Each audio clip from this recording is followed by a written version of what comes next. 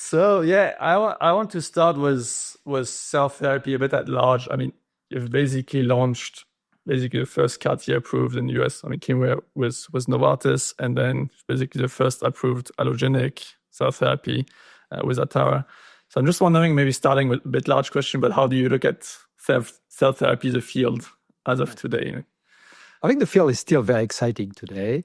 It has taken some time to get to launches of product and blockbuster status of product, but now Yescarta and CARVYKTI have reached that stage, and there are some others behind. So I think this field has matured, but it's still there as a huge promise for patients. I mean, the reason I jumped into cell therapy many years ago now was for a personal reason. I mean, I had a friend who had a daughter with leukemia, and she was resistant to chemo initially.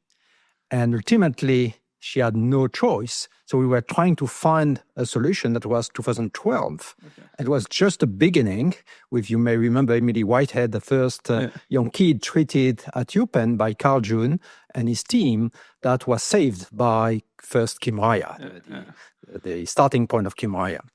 And when I learned that, I was trying to get that treatment for my friend's daughter.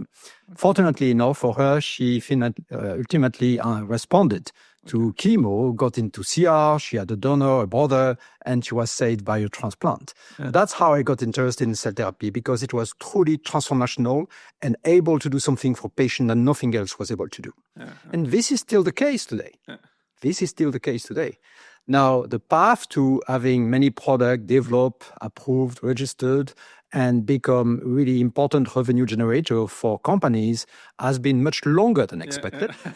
And at the same time, there have been new technologies from bispecifics to now in vivo CAR-T that have challenged a little bit the initial data and situation of this drug, the first CAR-T, being really transformative and bringing huge potential benefit for patients. But at the same time, there have been this amazing story about autoimmune disease. And that's something, sometimes when you look at something in science, you think, oh, that's obvious. But nobody thought about that before Dr. Schett and a few investigators in Germany had this idea, and there were a few in Asia as well, had this idea to test a CD19 CAR-T in autoimmune patients to see whether B-cell depletion could impact on the disease development and chronicity. And that's what it did.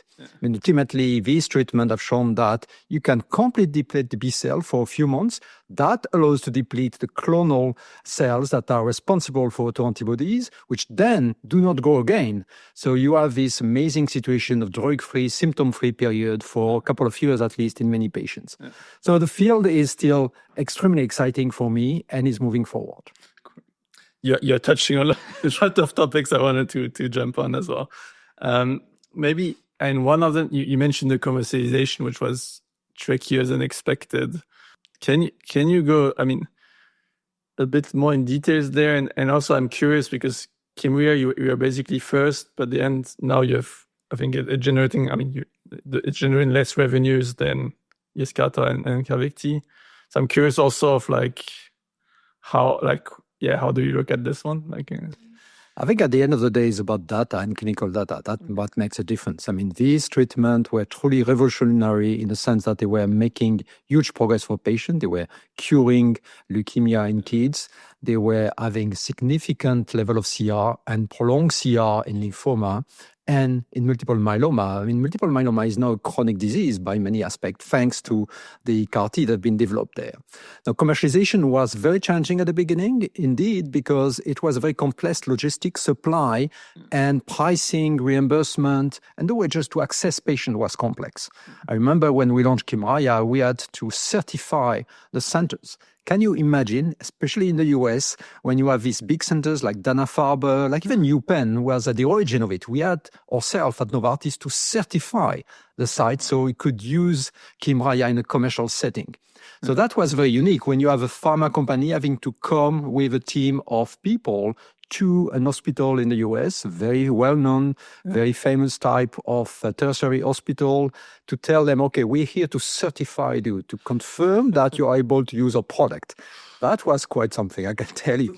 But ultimately, it was accepted, it went, and it developed this number of certified centers. But you can imagine at the beginning, there were just a few certified, so you could only treat patients in these certified centers. It was part of the approval we got from the FDA. And it was the same for Yescarta. So that was the beginning. That's one example of the challenges you had to be able to circumvent at the beginning to be able to go into treating more patients, getting more patient access. Another aspect was that for many of these patients, leukemia and lymphoma, they had to stay for several weeks very close to the site of their treatment to be able to be monitored for potential side effect or safety challenges there. And that was challenging for the patients because some of these patients had to travel hundreds of miles to go to that particular site and then had to stay there for several weeks. So we had to find solution, both ourselves, but also other companies like CAR-T and others, to find solution for patients to allow for better patient access. On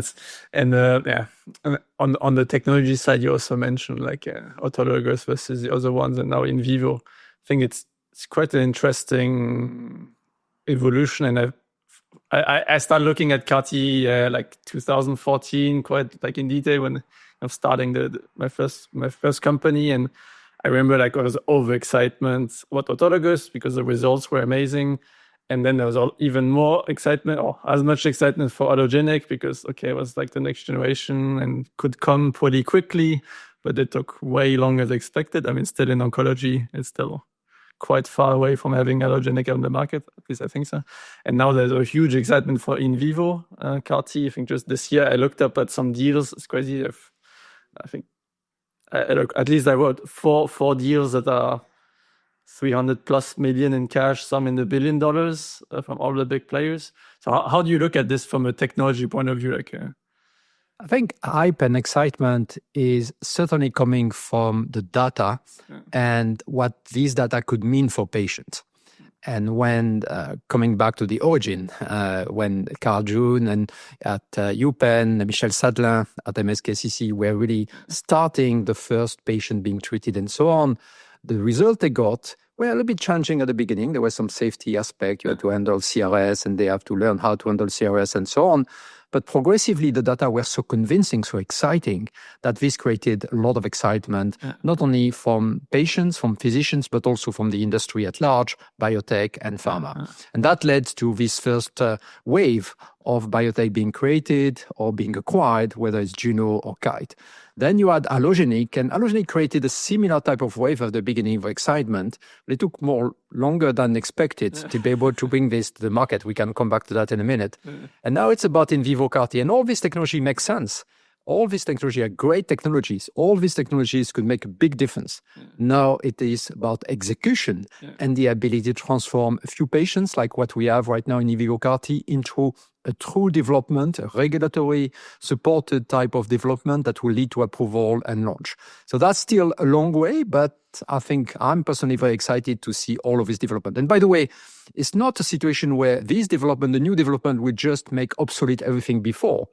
This is additional type of opportunities for patients and also for business creation and value creation.